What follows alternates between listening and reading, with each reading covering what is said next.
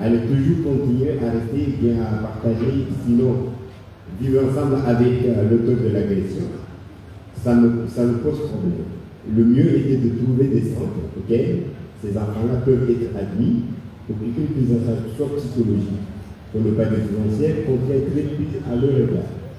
Mais malheureusement, la prise en charge n'est toujours jusqu'à présent de pas. Donc je demande ici, le combat que nous sommes censés mener maintenant, c'est par rapport à la prise en charge. Et si je peux rajouter quelque chose, c'est aussi continuer les sensibilisations.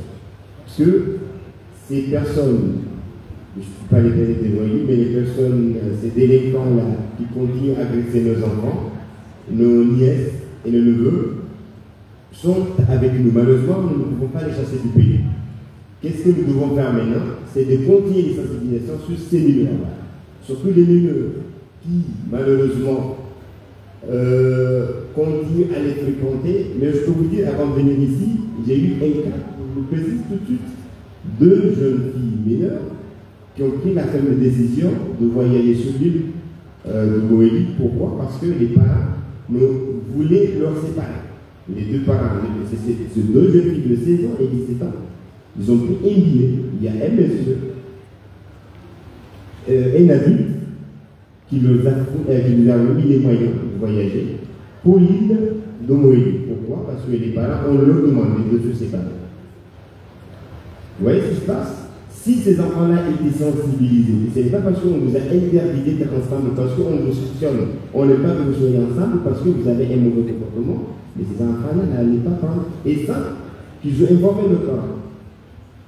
Donc je pense qu'il faut le côté sensibilisation, il faut que nous accentuions, que nous sillonnons les écoles, les quartiers, les villages, pour que ces enfants-là sachent qu'au moins, ce que nous sommes en train de faire, c'est pour leur bien. Cela nous permettra aussi de pouvoir un jour être en mesure de canaliser, sinon de maîtriser sur le sujet. Je termine par dire, en 2023, nous en avions enregistré 60 cas d'agression sexuelle. En 2024, on est arrivé à 71. Donc, c'est que ça augmente ou ça ne diminue pas. En 2025, je ne le souhaite pas, mais selon les dossiers que nous recevons, les cas vont encore augmenter. Que faire? Vraiment, je le dis ici, la solution n'appartient pas à la justice seule. Il faut que tout le monde s'y mette. Les parents au premier rang, aux collectivités locales, à tout le monde. La justice, nous, notre mission, c'est d'incarcérer les auteurs de ces infractions-là. Mais le reste, ça appartient à tout le monde. Merci. Merci, monsieur le procureur, pour cet éclaircissement par rapport à l'approche juridique sur les violences faites aux femmes et aux mineurs. À présent, nous allons entendre l'intervention de la représentativité de la société civile, représentée ici par... Et ça aussi a été l'association de la lutte contre les violences faites aux femmes et aux enfants. Nous avons amené un expo photo sur le thématique du mariage précoce aux Comores.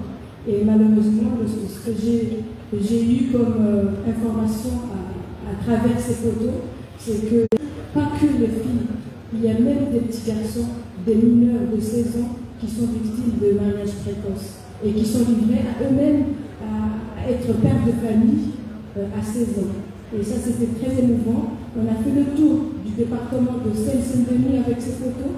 Et la Réunion aussi avait une thématique de oser parler. Et c'est là où nous avons pris, après ce flambeau, de dire à tout le monde d'oser parler.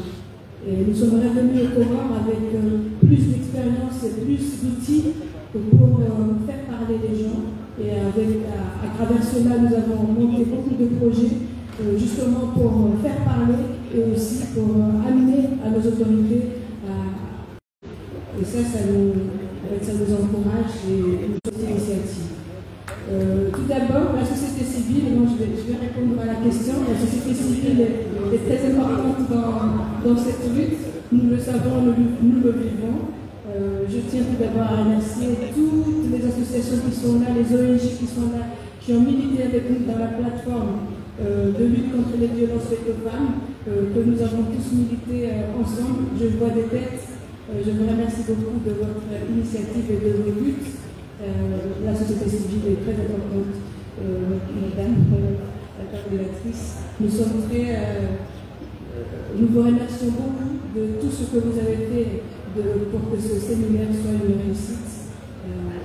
Je n'ai qu'à vous remercier, chère assistance. Arrivé à la fin de ce panel, je dirais que l'assistance nous avons révélé ici et que dans toutes les mesures d'accompagnement, approche scientifique, je m'excuse, j'ai oublié, j'allais louper la présentation de l'Université des Comores, notamment de Madame. Qui sont faits aux enfants, aux adolescents, corps qui les détruit petit à petit et qui fait en sorte qu'à la fin, ça meurt de l'intérieur.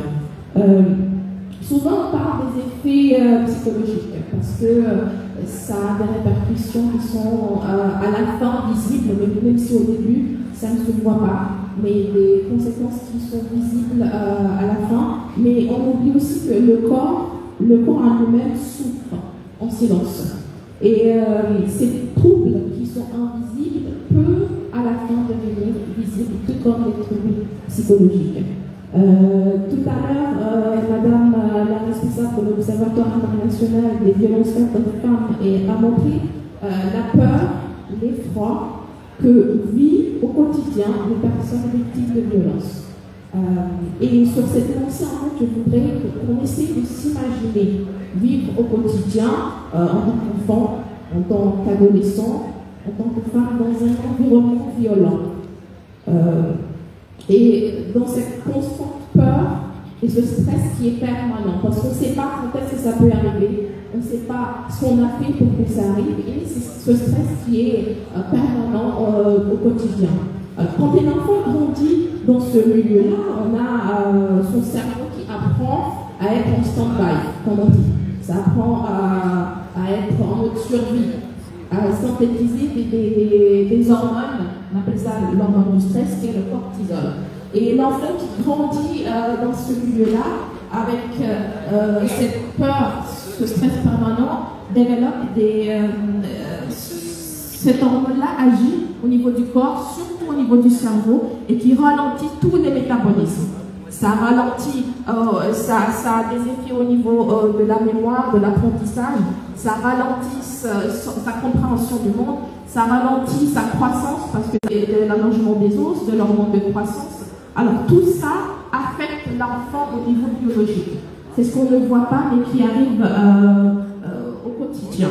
Alors, on a ces problèmes que l'enfant subit et que à un moment, cela peut devenir à long terme des problèmes qui deviennent physiques, où l'enfant est sujet à plusieurs maladies et à son système immunitaire qui est défaillant en elle-même.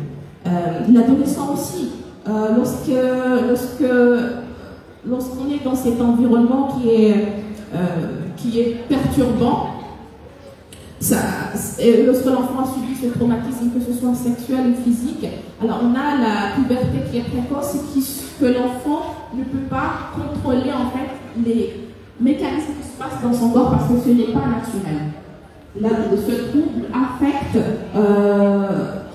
donne une certaine anxiété qui est permanente aussi, qui aggrave le cycle menstruel de la fille en question, et tout ça